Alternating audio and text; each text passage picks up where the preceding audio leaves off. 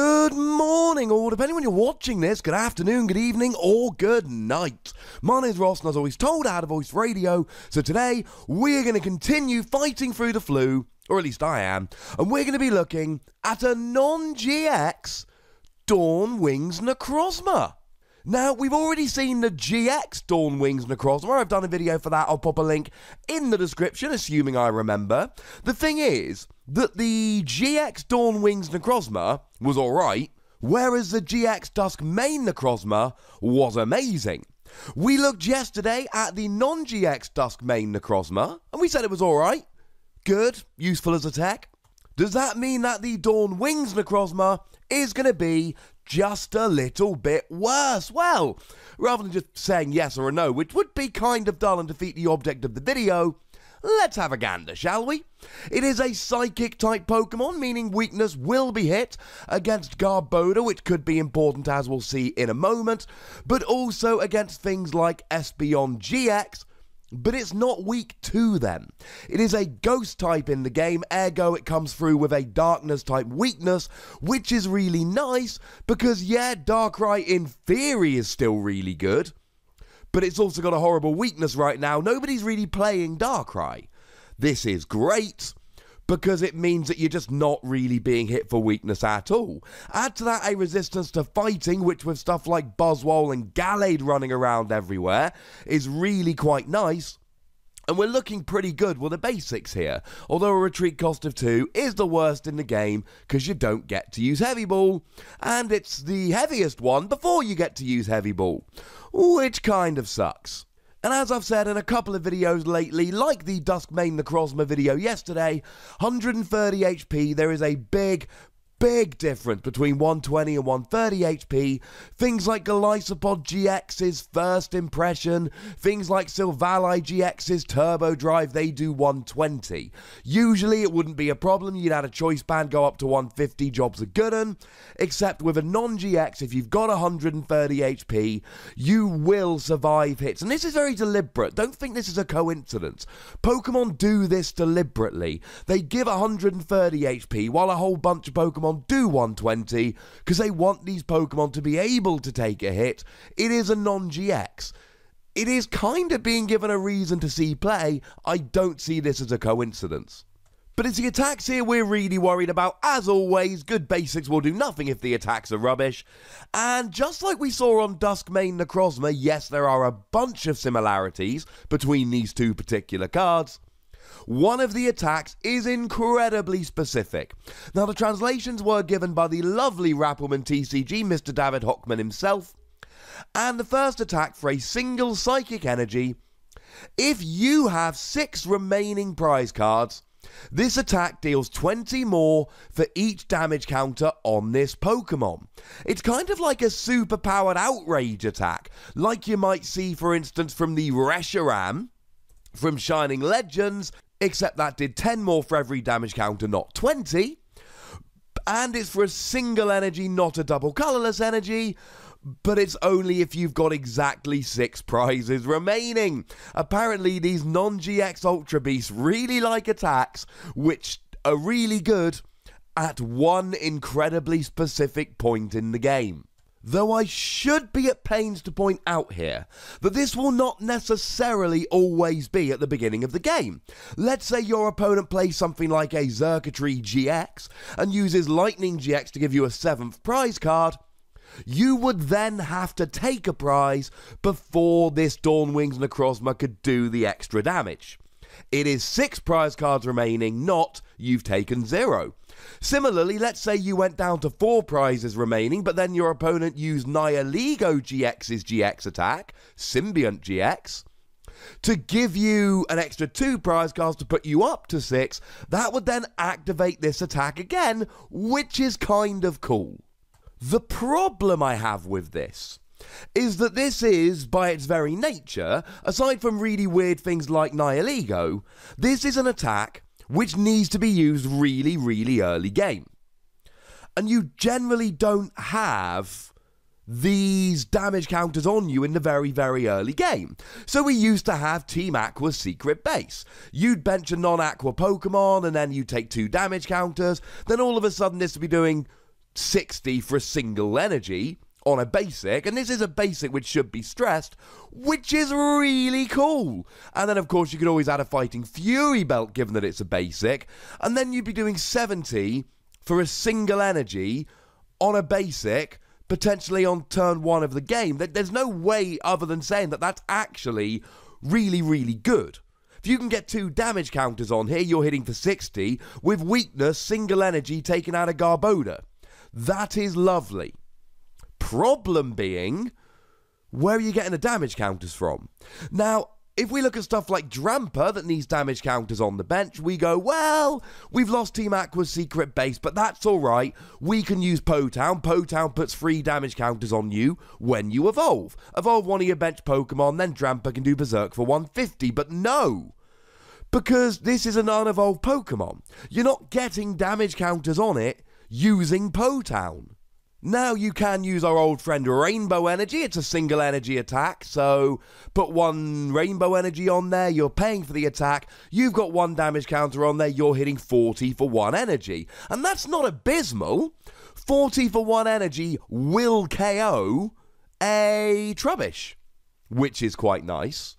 But the most relevant Psychic Weak Pokemon at the moment is Buzzwole. Now, Buzzwole's got 190 HP, so you basically need to be hitting 100, which will double to 200 with weakness and KO it. Okay, now you can pop a Choice Band on, which will do 30, so you really need to be doing 70 damage. Okay, well you can't do 70, you do 80 with 3 damage counters on you. So you get 3 damage counters on you, you hit for 80, then you add a Choice Band, 110, and you're easily KOing a Buzzwole GX. How do you get 3 damage counters on you?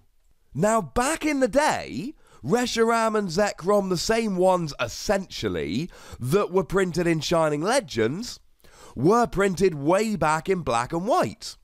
And then we ended up with a Dugtrio from Pokemon X and Y, the base expansion, which for 1 energy did Earthquake for 60 and 10 damage to each of your bench Pokemon. I shouldn't mention that there was also a Kyurem that did a very similar thing with the whole Outrage going on.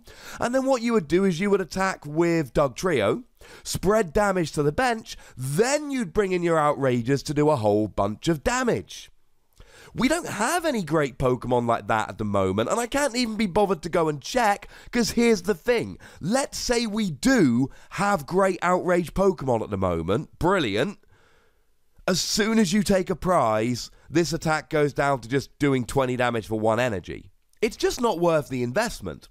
Now, if at any point in the future, we get a way of putting 3 damage counters on a basic, turn 1, this becomes an amazing jump ahead turn 1 attack, and I love it. I am not saying this is a bad attack. I'm saying it's a bad attack now. I'm saying that in the future it might be good, but I'm saying that right now it's not worth playing. Sorry, ladies and gentlemen, but seriously, keep it in mind, keep it in your binder, because this is a kind of attack where 1 card gets revealed, off you go.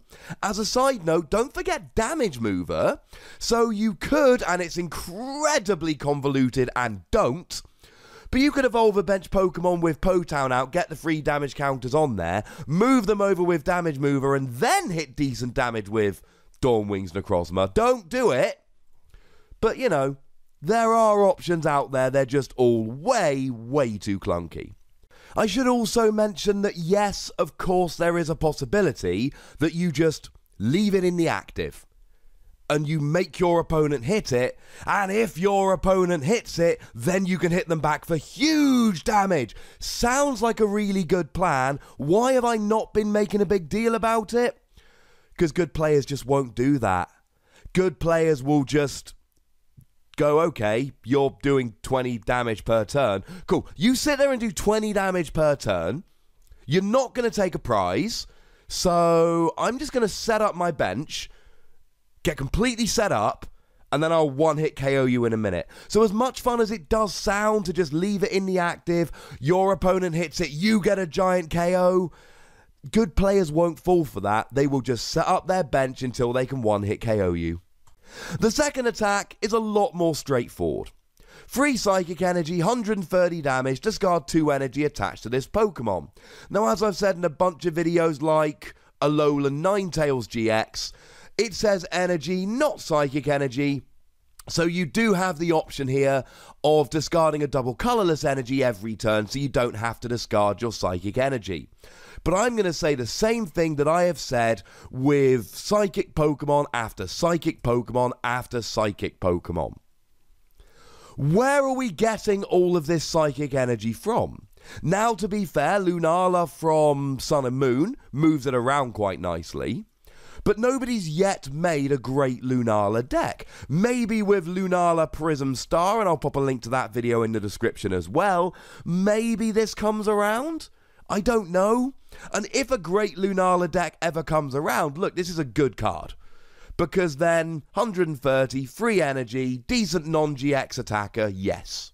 Does the same damage as Lunala from Guardians Rising, but on a basic rather than a stage 2. Although Lunala moves the energy around, whereas Wings Necrozma does discard a couple of them. But either way, it's a decent attack. If you're playing Lunala from Sun and Moon, I quite like this attack, because it's a decent non-GX attack that can take some prizes. And it hits for 130, which, as I've said, is a big difference over 120.